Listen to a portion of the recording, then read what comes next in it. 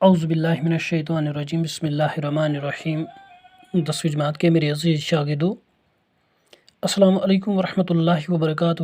امید ہے کہ آپ سب خیر عافیت سے ہوں گے۔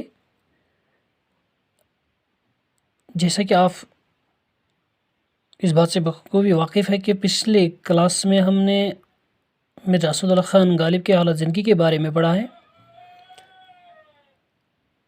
تو آج کے اس کلاس میں ہم مرزا اسد اللہ خان غالب کے ہی جو غزل آپ کے سلیبس میں شامل ہیں وہی پڑھیں گے۔ یعنی مرزا اسد اللہ خان غالب کی جو پہلی غزل ہے آپ کے کتاب کے صفحہ نمبر 134 پر درج ہے۔ آپ اپنی کتاب کے صفحہ نمبر 134 پر دیکھ سکتے ہیں۔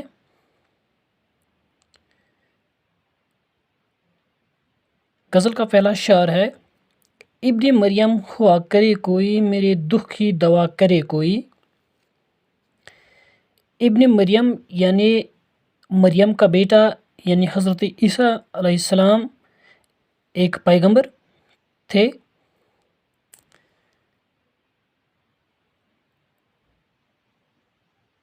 شاعر اس شعر میں فرماتے ہیں کہ کاش کوئی مسیح کی طرح، یعنی حضرت عیسیٰ علیہ السلام کی طرح،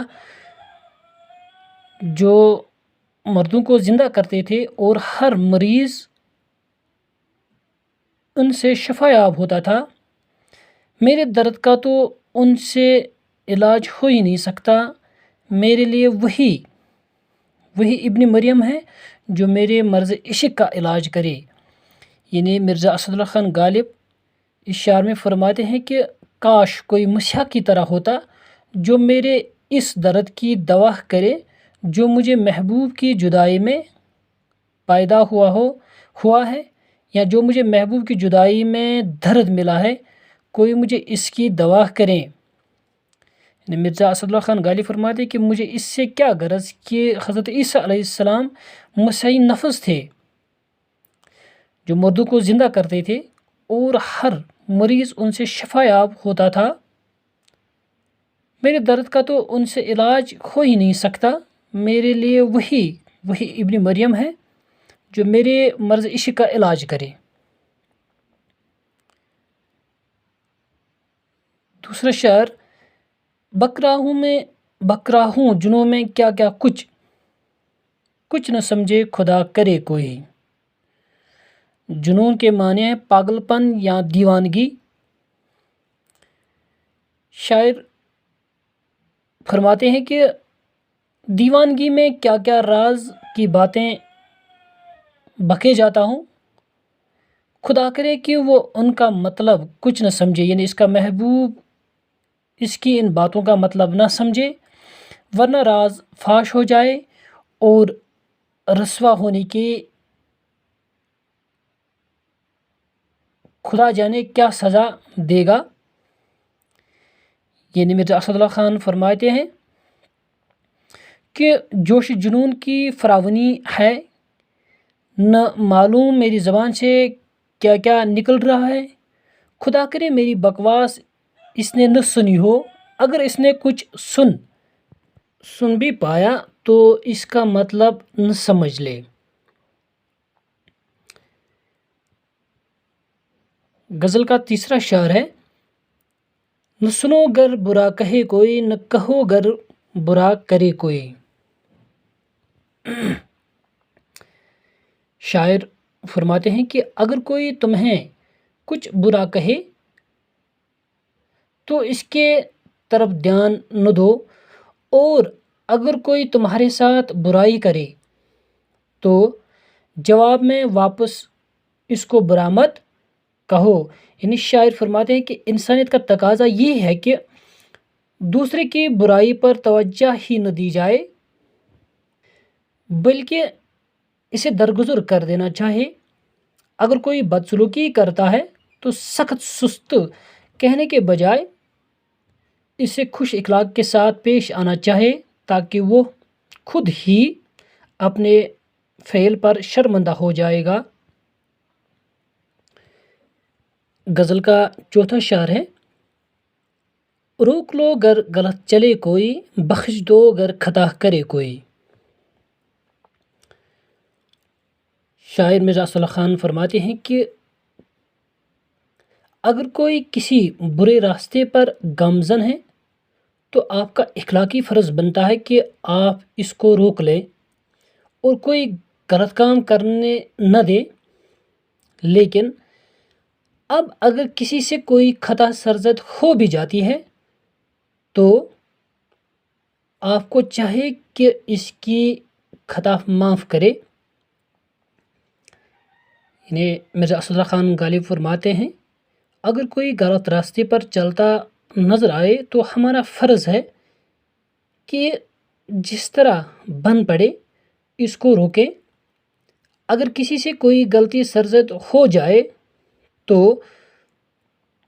ان کو معاف کر دینا چاہے. ممکن ہے کہ وہ تمہارے اس رویے کو دیکھ کر شرمندہ ہو اور اپنی اصلاح کی کوشش کرے.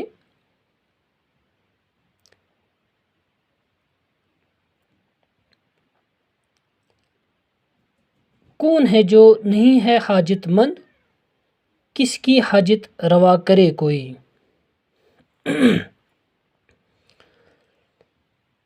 غالب اشعار میں فرماتے ہیں کہ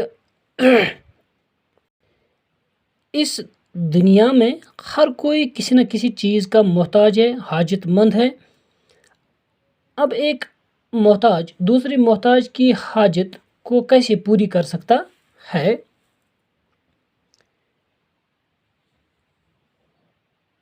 جہاں میں یعنی اس دنیا میں ہر شخص ضرورت مند ہے.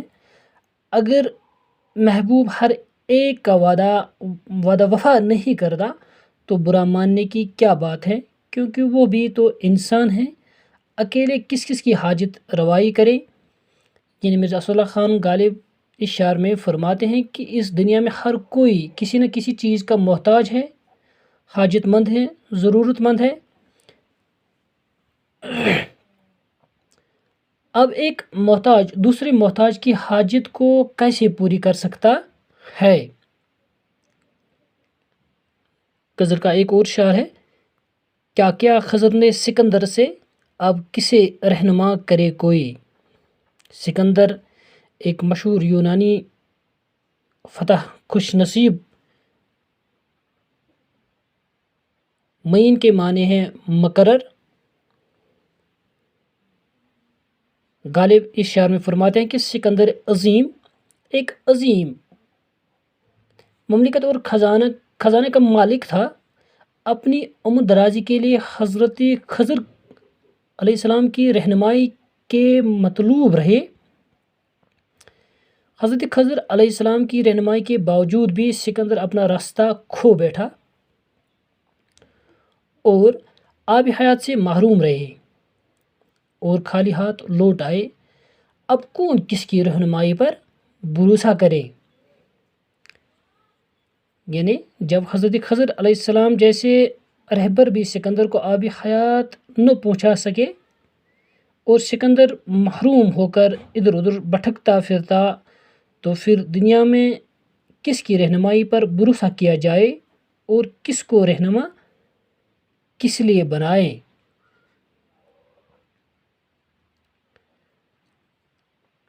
غزل کے مقطع میں مرزا اسد اللہ خان فرماتے ہیں جب توقع ہی اٹھ گئی غالب کیوں کسی کا گلا کرے کوئی.